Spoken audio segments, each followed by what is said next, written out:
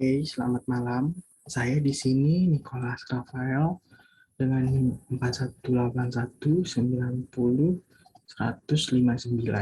Saya mahasiswa dari Mercu Buana dengan jurusan Sistem Informasi. Di sini saya akan merangkum dari beberapa materi yang diberikan dari mata pelajaran statistik dan probabilitas.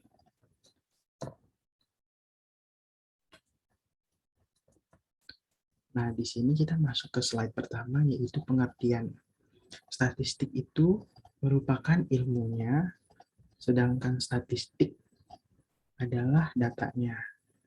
Statistika adalah sebuah ilmu atau metode ilmiah yang mempelajari tentang bagaimana merencanakan, mengumpulkan, mengelola, menginterpretasi, kemudian menganalisa data untuk kemudian mempresentasikan hasil yang diperoleh.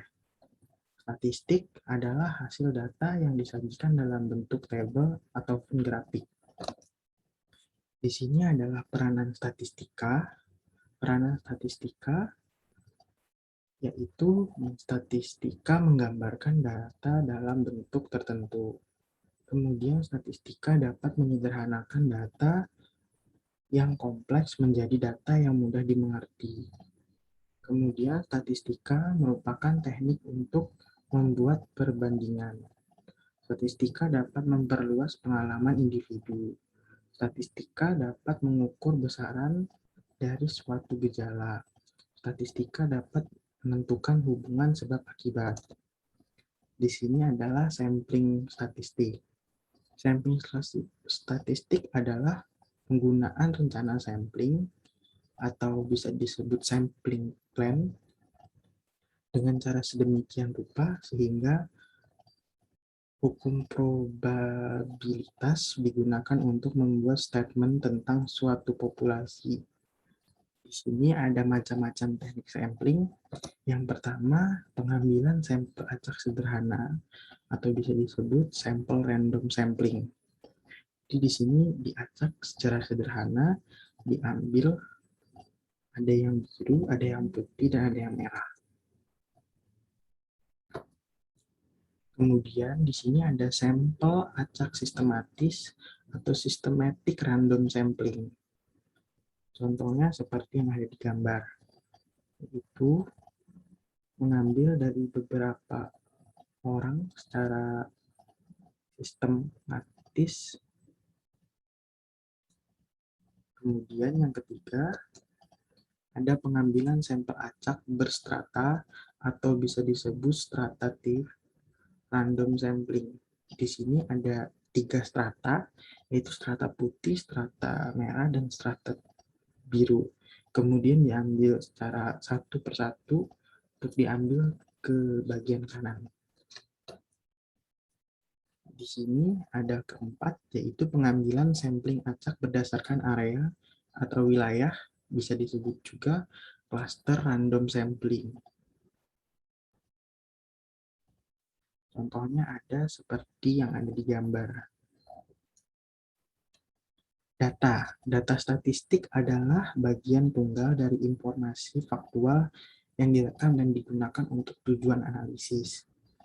Menurut para ahli, ini adalah pengertian dari statistik.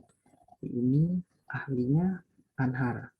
Data statistik adalah kenyataan yang menggambarkan suatu kejadian dan merupakan kesatuan nyata yang nantinya dapat digunakan sebagai bahan dasar suatu informasi. Yang kedua ada higher talib. Data statistik adalah sebagai sekumpulan fakta dan sebuah fakta tak lain adalah sebuah kenyataan atau kejadian. Jenis-jenis statistik. Jenis-jenis data statistik itu dibagi jadi dua, yaitu adalah kategori dan numerik. Pertama kita bahas namanya kategoris. Data kategoris mempresentasikan karakteristik, oleh karena itu data dapat mewakilkan hal-hal seperti jenis kelamin, bahasa, status perkawinan, kota asal, atau jenis film yang mereka sukai, dan lain-lain. Data kategoris juga dapat menggunakan nilai numerik. Contohnya 1 itu untuk wanita dan 0 untuk pria. Tetapi angka tersebut tidak memiliki arti matematis dalam kurung. Nama lain untuk data kategorikal adalah data kualitatif atau data ya atau tidak. Kemudian data kategoris dibagi menjadi dua, yaitu data nominal dan data ordinal. Kemudian di sini ada yang kedua, setelah kategoris ada numerik. Data ini memiliki arti sebagai ukuran seperti tinggi badan, berat badan, IQ, atau tekanan darah seseorang, atau hitungan seperti jumlah saham yang dimiliki seseorang. Beberapa banyak gigi yang dimiliki seekor anjing atau beberapa halaman yang dapat kita baca dari buku favorit kita sebelum kita tertidur.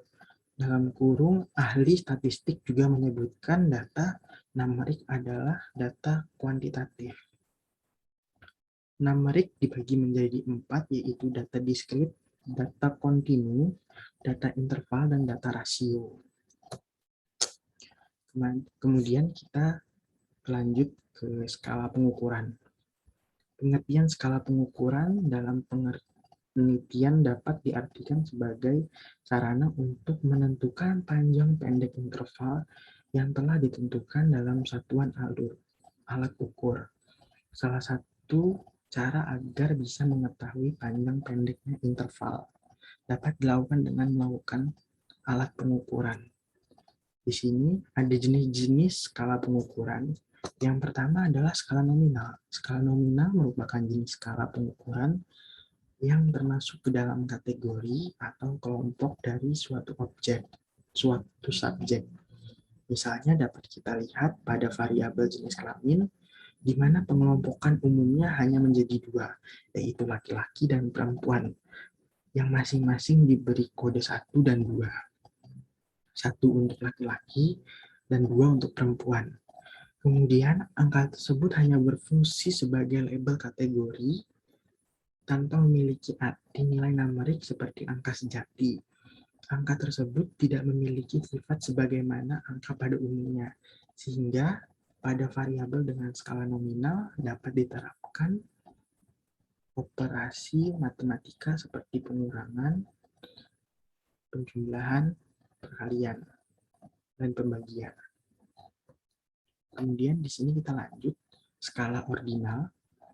Skala ordinal merupakan salah satu jenis skala pengukuran di mana lambang-lambang bilangan hasil pengukurannya berupa urutan atau tingkatan. Uji statistik yang sesuai adalah modus, median, distribusi, frekuensi, dan statistik non-parametrik seperti rank order, correlation. Kemudian ada skala interval, merupakan jenis skala pengukuran yang mempunyai karakteristik mirip dengan skala ordinal, yaitu memiliki urutan tertentu. Sifat lain yang melekat pada skala interval adalah adanya satuan skala atau scale unit. Uji statistik yang sesuai adalah semua uji statistik kecuali uji yang mendasarkan pada rasio seperti koefisien variasi. Kemudian ada skala rasio. Skala rasio adalah jenis skala pengukuran yang menghasilkan data dengan mutu yang paling tinggi. Perbedaan skala rasio dengan skala interval terletak pada keberadaan nilai 0 atau base value-nya.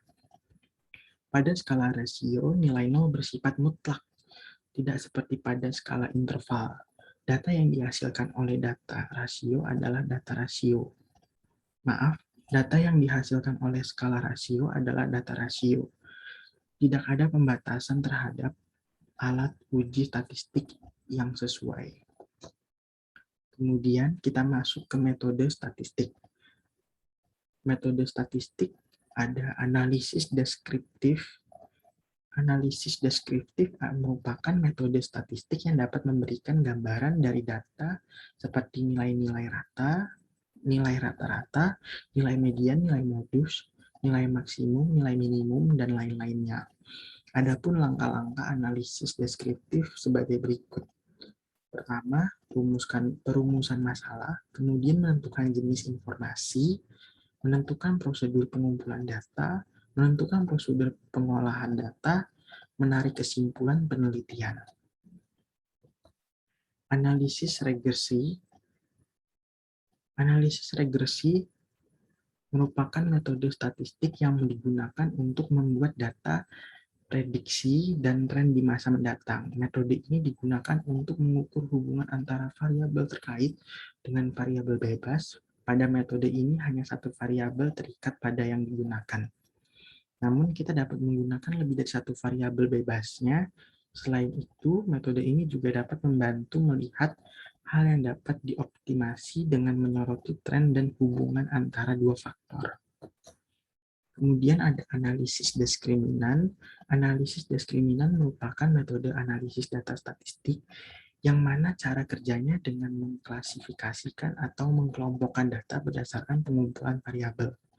Analisis diskriminan merupakan analisis multivarian yang digunakan untuk model hubungan antara satu variabel respon yang bersifat kualitatif dengan satu atau lebih variabel prediktor yang bersifat kuantitatif. Beberapa manfaat analisis diskriminan antara lain dapat melihat perbedaan yang signifikan dari dua kelompok atau lebih dan dapat menemukan variabel-variabel yang membedakan. Kemudian ada analisis konten. Analisis konten merupakan salah satu analisis data kualitatif. Hal itu berbeda dengan data yang digunakan dalam analisis ini, merupakan data kualitatif saja. Metode analisis konten ini digunakan pada saat kita harus memilih pemahaman secara menyeluruh dari data penelitian kita. Pada metode analisis ini, kita dapat menggunakan kode warna pada tema tertentu untuk mengurangi data tekstual yang ada sehingga menemukan rangkaian data yang paling umum. Oke, menurut saya dan hasil rangkuman saya segitu saja. Mohon maaf jika ada salah kata. Saya pamit undur diri. Nicholas Rafael. Terima kasih.